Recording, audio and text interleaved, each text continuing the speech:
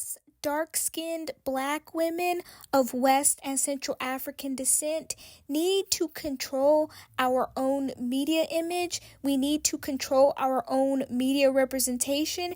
And more importantly, we need to become better marketers of our own image and better marketers of our own beauty. Because if you leave it up to the white media, society at large, and black men, they're always going to give you the most obese, overweight women like Gabby Sidibe, or they're going to give you the ghetto, ratchet, non-classy women like Sexy Red. And listen, I'm not denying that those types of black women exist. They absolutely do. However, there are more archetypes of black women. There's different types of black women that I feel like should be in the forefront of the media.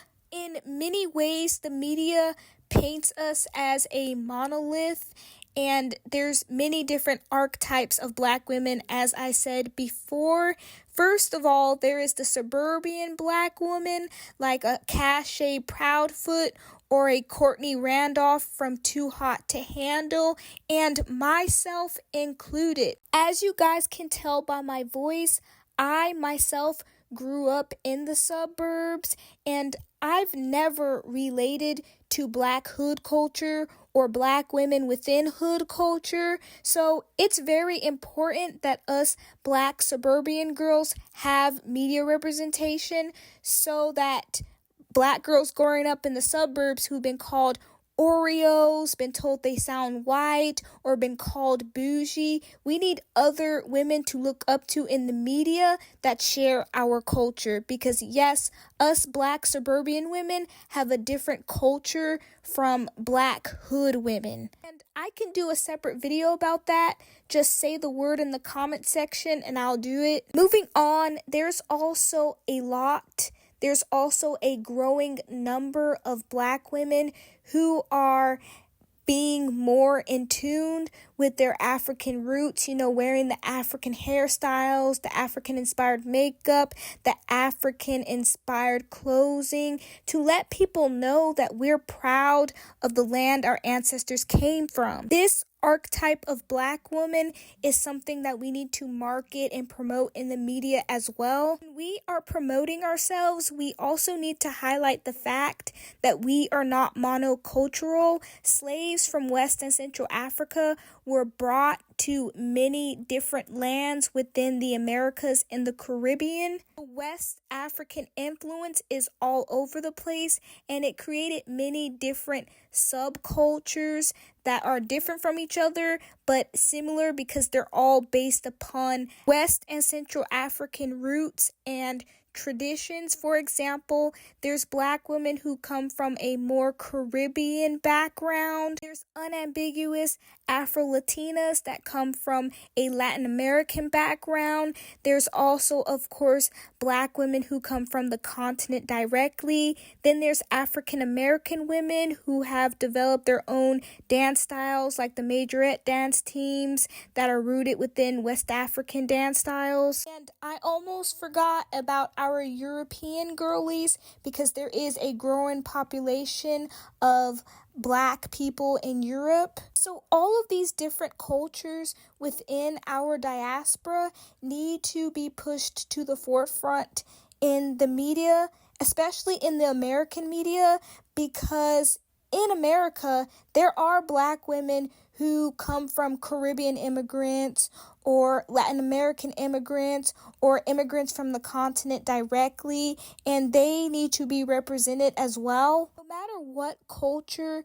you are a part of within the diaspora, you need to promote, or we need to promote our unique features that make us beautiful and that make us stand out. When people think of women of West and Central African descent, I want them to think of that smooth, glowing, chocolatey skin with a youthful hue. It's been scientifically proven that women with more melanated skin tones age slower. And this isn't to say that I think that we're better than other races of women. I'm not saying that at all. I personally think that all races of women have things that are unique and beautiful about them. I just think that we need to market and promote the things that are unique and beautiful about us, which is that melanin-rich skin that glows and glistens whenever it's highly moisturized. And a good example of a company that promotes this well is Allure Swim. All of their models are, or almost all of their models are highly melanated. They're the definition of melanin poppin'. And the designs of the swimsuits and the colors of the swimsuits are very African based. They're based on African tribal print, which is very complementary to our skin tones as well, and it makes our skin tones stand out and look even more beautiful. It's important that we promote Black women wearing, tribal print or traditional African stuff, especially us African Americans, because I feel like we need to let the Western world know that we are identifying with our African roots first. We're not putting our American identity above our African roots. Another thing that we really need to market and push to the forefront is our natural hair. I've talked about this a lot on this channel.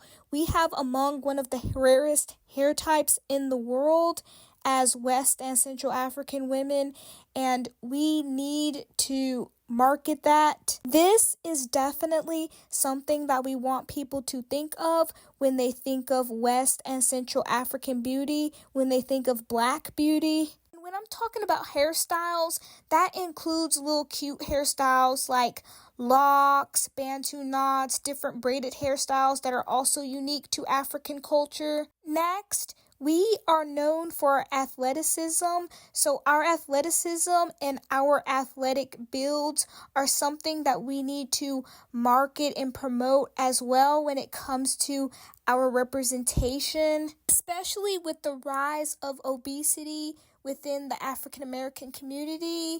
We definitely need to bring back health and fitness to encourage the youth to have a healthier lifestyle. Finally, I want to talk about the whole featureism thing and promotion politics when it comes to African features and what they are. On the left, you see a picture of Koudia Diop. On the right, you see a picture of Shakira, a Barbie Life 2.0.